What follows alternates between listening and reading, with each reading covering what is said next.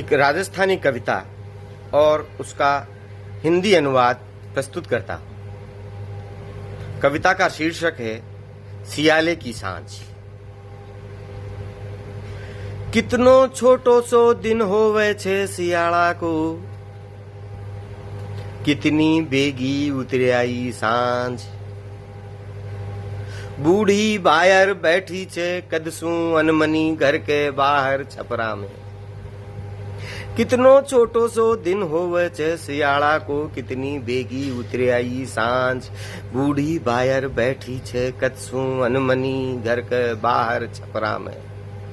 पाछला कई जन्मा का हेरा लेती, काई भी नहीं सूझे काई भी नहीं सुहावे। सोचे छे कट ही गयो जमारो अबर की बार भी सियाळा जो। सोचे छे कट ही गयो जमारो अबर की बार भी सियाळा जो। कितनो छोटो सो होवे छे दिन सियाळा को, कितनी जल्दी उतरे आई सांझ। छाया उम्र की लंबी होती जा रही छे, छाया उम्र की लंबी होती जा रही छे। इसका हिंदी अनुवाद है, कितना छोटा सा दिन होता है सियाले का। सियाला है ना सर्दी। कितना छोटा सा दिन होता है सियाले का, कितनी जल्दी घिर आई शाम।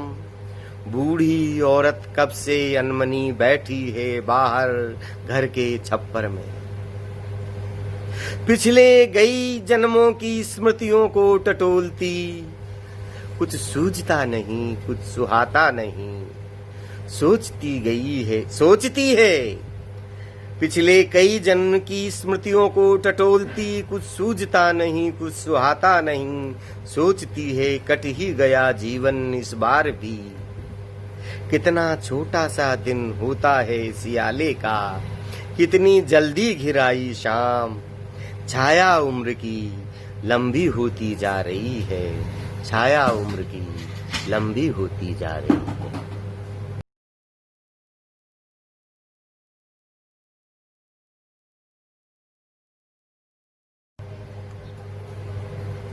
एक राजस्थानी की कविता और उसका हिंदी अनुवाद प्रस्तुत करता हूं। कविता का शीर्षक है गांव।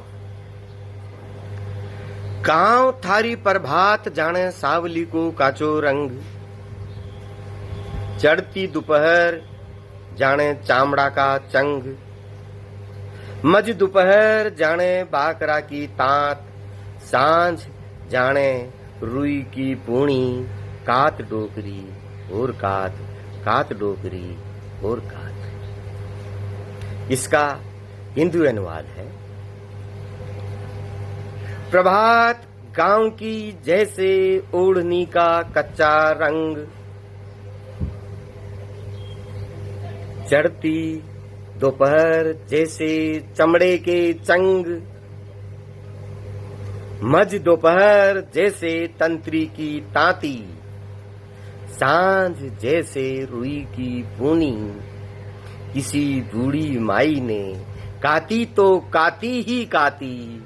पता ही नहीं चला कब हो गए दिया बाती। पता ही न चला कब हो गए दिया बाती।